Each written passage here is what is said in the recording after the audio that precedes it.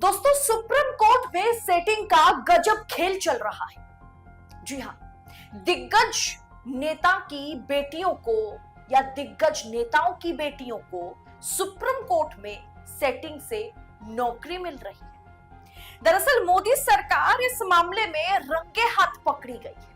आज जो खबर आपको मैं बतलाने जा रही हूं ना, उसे बिना स्किप करे आखिर तक देखिएगा, क्योंकि किस तरह से पॉलिटिकल पावर और मनी पावर का इस्तेमाल करके कैसे सुप्रीम कोर्ट में भाजपा नेता के बेटियों की सेटिंग करवाई जा रही है, उन्हें नौकरी दिलाने का काम सरकार कर रही है, दूसरों का हक छीनकर उन्हें नौकरी दिलवाई जा रही है, उसका एक रोंगटे खड़े कर देने वाली खबर सामने आई। सुप्रीम कोर्ट में बड़े नेताओं की बेटियों को सेटिंग से वकील बनाया जा रहा है, जिनके पास ढंग का एक्सपीरियंस भी नहीं। तो पूरा माजरा बताऊंगी, आखिर तक बने रहे।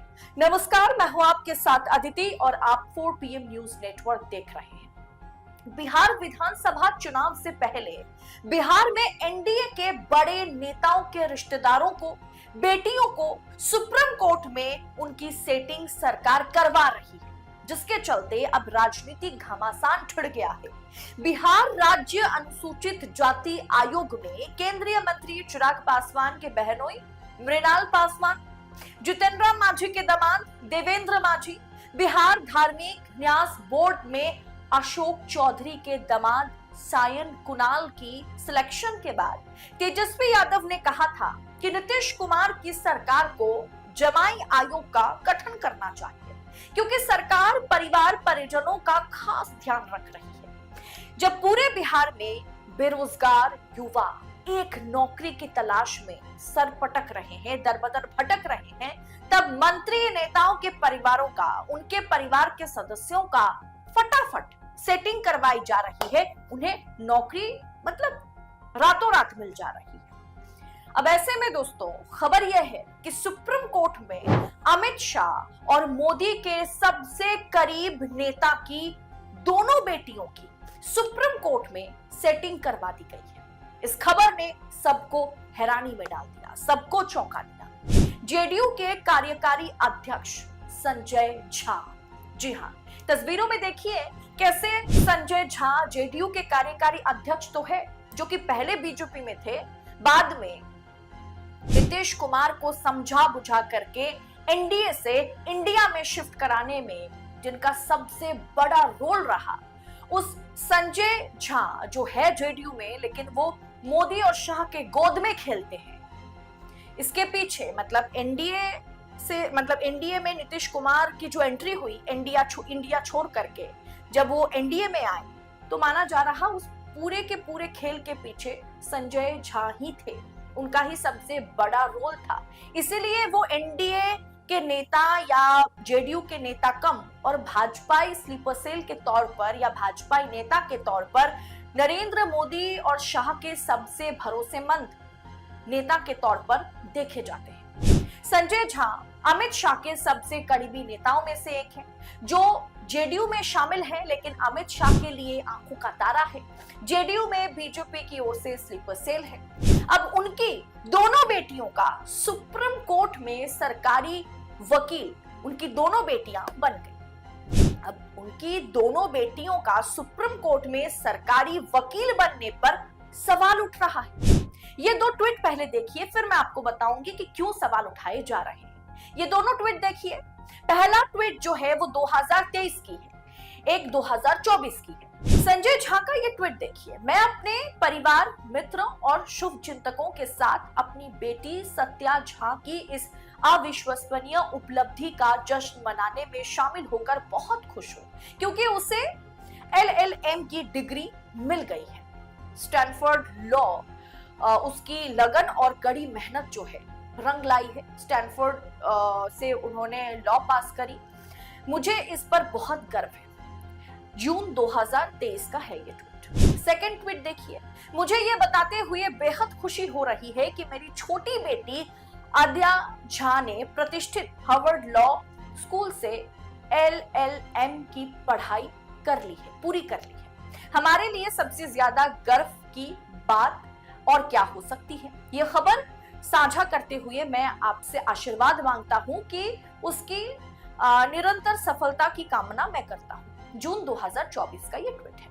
अब इस अपॉइंटमेंट कॉपी को जरा देखिए।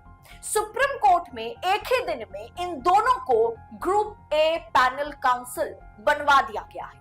1 साल 2 साल की लॉ डिग्री के साथ कोई भी सुप्रीम कोर्ट के दरवाजे तक नहीं पहुंच पाता है।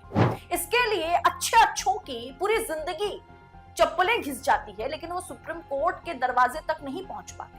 अच्छे अच्छे वकील जो हाई कोर्ट या अच्छे पोजीशन पर हैं, अच्छे खासे एक्सपीरियंस, अच्छे खासे तजुर्बे के साथ भी वो सुप्रीम कोर्ट नहीं पहुंच पाते। लेकिन 1-2 साल पहले डिग्रियां हासिल करने वाली ये दोनों बेटियां, संजय झा की दोनों बेटियां जो है, वो group A panel council supreme court में बन जाते हैं और एक साथ बनते हैं। और यहाँ तो हाई लेवल का खेला चल रहा है दोस्तों।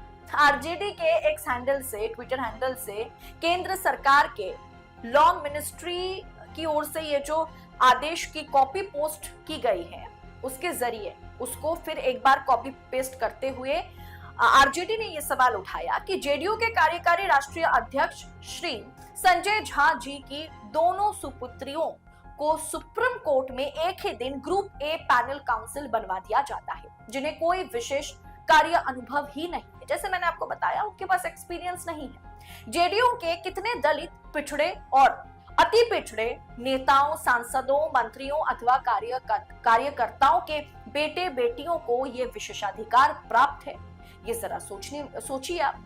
एक ही दिन में बिना अनुभव के ये दोनों उपलब्धि प्राप्त ये लोग कर लेते हैं, लेकिन पिछड़े, अति पिछड़े और दलित इसीलिए वंचित होते हैं।